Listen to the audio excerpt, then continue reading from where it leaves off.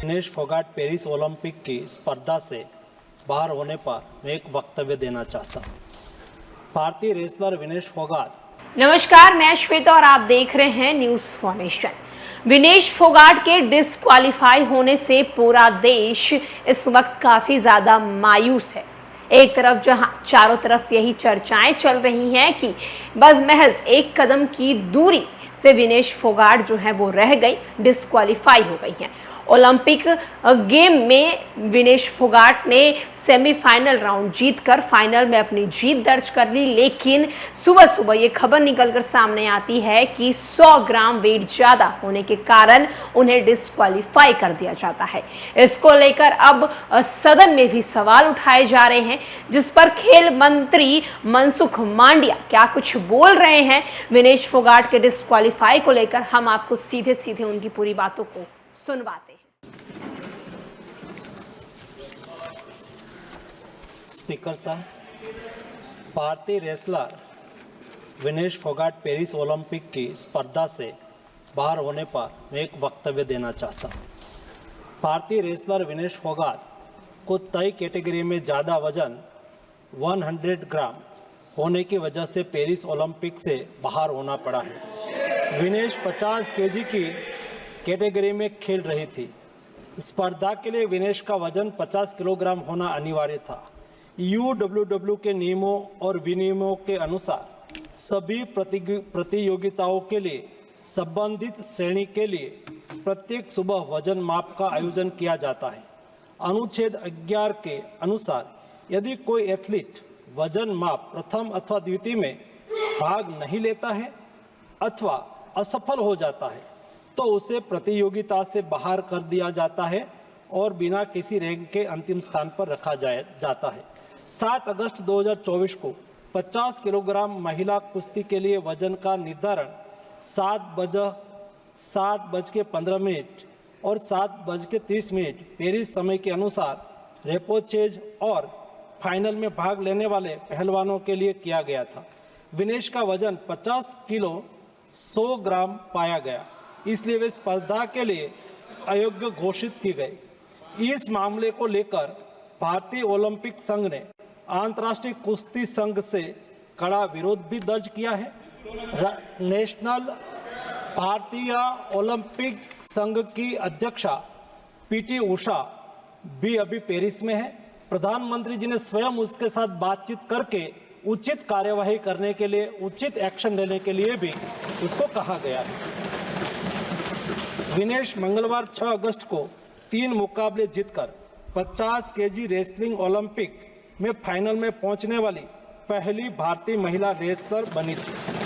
Semifinal में उन्होंने Cuba की पहलवान गुजमान लोपेजी को, क्वार्टर फाइनल में यूक्रेन की ओक्साना लिवाच और प्री क्वार्टर फाइनल में वर्ल्ड चैंपियन जापान की यूई सुसाकी को 3-2 से मात दी थी।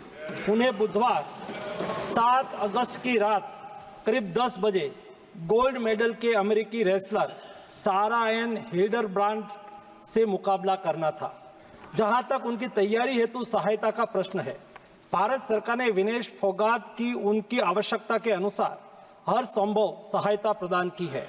उनके लिए पर्सनल स्टाफ भी नियुक्त किए गए हैं जो अपने क्षेत्र के विशेषज्ञ हैं। उनके साथ हंगरी के विख्यात कोच ओलेर अकोस और फिजियो अश्विनी पाटिल हमेशा रहते हैं। इनको ओलंपिक के लिए इनके अतिरिक्त व्यक्तिगत सहायक स्टाफ जैसे विभिन्न sparring partners, strength of conditioning विशेषज्ञ के लिए वित्तीय सहायता प्रदान की गई, जिसका विवरण इस प्रकार है। ओलेर अकोच कोच के रूप में उसके साथ थे, वैन पैट्रिक लॉम्बार्ड स्ट्रेंथ और कंडीशनिंग विशेषज्ञ, अश्विनी जीवन पाटिल फिजियोथेरापिस्ट, मयंक सिंह गरिया स्ट्रेंथ और कंडीशनिंग विशेषज्ञ, शुभम और अरविंद स्पारिंग पार्टनर। इनको पेरिस ओलंपिक चक्र के लिए कुल 70,45,775 की वित्तीय सहायता दी गई है, जिसका विवरण इस प्रकार है। स्पेन के ग्रेट पिक्स में भाग लेने के लिए वित्तीय सहायता, साथ ही 3 जुलाई से 13 जुलाई 2024 10 दिन तक मैड्रिड, स्पेन के अंतर्राष्ट्रीय प्रशिक्षण शिविर के लिए अतिरिक्त वित्तीय सहायता। इसके अलावा फ्रांस के बुलोन-sur-mer में पूर्व ओलंपिक प्रशिक्षण शिविर के लिए अतिरिक्त सहायता की है। 2024 अंतर्राष्ट्रीय कुश्ती संघ सेकंड रैंकिंग सीरीज में 6 जून से 9 जून 2024 4 दिन तक बुडापेस्ट हंगरी में भाग लेने के लिए और 10 जून से 21 जून 2024 तक टाटा ओलंपिक सेंटर हंगरी में अंतर्राष्ट्रीय प्रशिक्षण शिविर के लिए अतिरिक्त सहायक स्टाफ के लिए वित्तीय सहायता की है। स्ट्रेंथ और air conditioning coach mister Wayne Patrick Lombard के लिए टाटा ओलंपिक सेंटर हंगरी में 10 जून से 21 जून 2024 11 दिन तक अंतर्राष्ट्रीय प्रशिक्षण शिविर में भाग लेने के लिए भी वित्तीय सहायता की है। 13 जुलाई 2023 से 16 जुलाई 2023 4 दिन तक बुडापेस्ट हंगरी में 4th रैंकिंग सीरीज में भाग लेना और 10 से 16 जुलाई 2023 16 दिन तक बुडापेस्ट हंगरी में प्रशिक्षण शिविर हेतु इसको वित्तीय सहायता की है। वेलनेकेन बुल्गारिया में 10/11/2022 से 3/12/2022 तक प्रशिक्षण के लिए वित्तीय सहायता दी है। उनके रिहाई प्रक्रिया के लिए आवश्यक उपकरण खरीदने के लिए भी वित्तीय सहायता की गई है।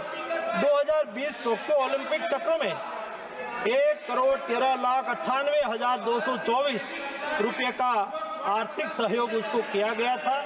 224 पेरिस ओलंपिक चक्र में भी टारगेट ओलंपिक पोडियम स्कीम में 53,35,746 और वार्षिक ट्रेनिंग एवं स्पर्धा कैलेंडर में 17,10,000 कुल मिला के 17,45,775 रुपया हमारे खिलाड़ी को आर्थिक सहायता करके उसको सक्षम करा गया।